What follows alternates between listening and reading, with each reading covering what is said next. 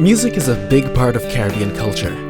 It is also a key element in the creative industries, and Caribbean artists and music executives are working harder and harder to monetize their tunes all around the world. The Caribbean Export Development Agency has been playing an integral role in supporting the growth of the region's music industry by providing technical assistance, business development services, and access to finance. Recently, Caribbean Export facilitated Barbadian-owned Pretty Boy Records to stage a successful artist showcase on the island. Over a dozen radio producers, DJs, music journalists, A&Rs, and music scouts, primarily from the United Kingdom, flew down to Barbados to be a part of the Pretty Boy experience, a week-long showcase which exposed them to the Caribbean music industry. The idea was that if they come to Caribbean, they will understand the culture. There's a big movement happening right now in the UK as far as Afrobeats is concerned, and a lot of people have been going back to Ghana and different parts of Africa, Nigeria, and that's been making the music even bigger. So we figured that if we can have a Caribbean movement, they should come to Caribbean and experience the culture, because people just think about Jamaica when they think Caribbean. Bringing them here for a weekend now, they have come to me and said they've learned so much more about the artists in this 4 or 5 day period that they can't learn by going to their office in 6 and 7 meetings. So they understand a lot more of the music and culture, and a lot of them are excited. We haven't even begun to see the beginning of it. Of course, we've had people that have shone the light on Caribbean as a region, but also locally, the countries they're from.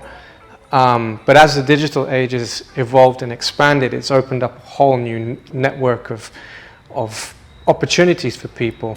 But not just the digital age has caused this kind of information network. It's the sounds of pop music have changed, and I mean, I think music is cyclical in that history ends up repeating itself, but the evolution of that is that we've seen in the last few years big pop stars like Justin Bieber borrowing tempos and rhythms and instruments from the Caribbean, and I know it's been outspoken a lot by people who work in the Caribbean, but sonically people might not realize a record they like has got origins in soca, it's got origins in reggae or dancehall. So I feel like everyone's ears are primed for it. It just needs the right infrastructure for people to start shining lights on the talent, because there's so much talent in the Caribbean. I mean, it's untold at the minute.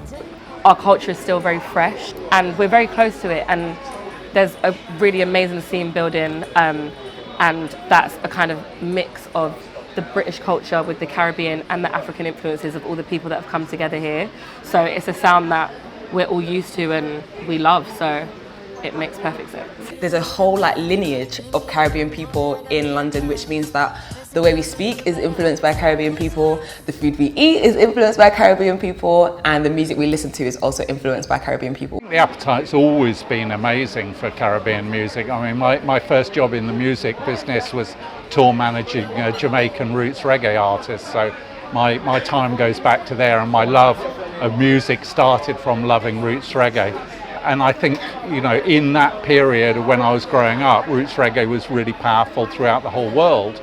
And I think whilst it's waned a bit and come back a bit, I think there's always, certainly in the UK and certainly in a lot of other places, there's been a great love of music from the Caribbean, from soca to reggae to lots of other forms. I think that the UK is the perfect breeding ground for Caribbean music to grow internationally, because we're still so new as Caribbean people in the UK. Reggae, dancehall, Afrobeats, Afro-bashment, soca, and general musical styles that incorporate reggae and dancehall as an influence into what they do. So a lot of the UK styles of music, for example, jungle music or drum and bass, is heavily reggae influenced in the vocals that they use and some of the bass lines as well. I think it's in a very good space. It always has been for me personally, as a big fan of the music, but in the last 3 to 4 years I can definitely see some kind of a growth and more interest in the music in general, and a lot more interest in the roots of the music as to where it comes from. I feel like we're in such a open space right now, because you have so many Caribbean records working. Undertone, we haven't had a super big dancehall artist come out in a while. We haven't had these really big moments, so I think that it's open. We just need the acts.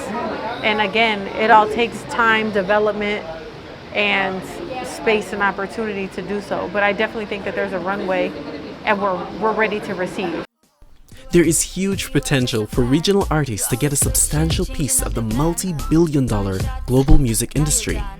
By supporting the Pretty Boy experience, Caribbean Export remains encouraged by the level of interest seen by international music executives since the Pretty Boy experience and the 4th cariforum-eu Business Forum.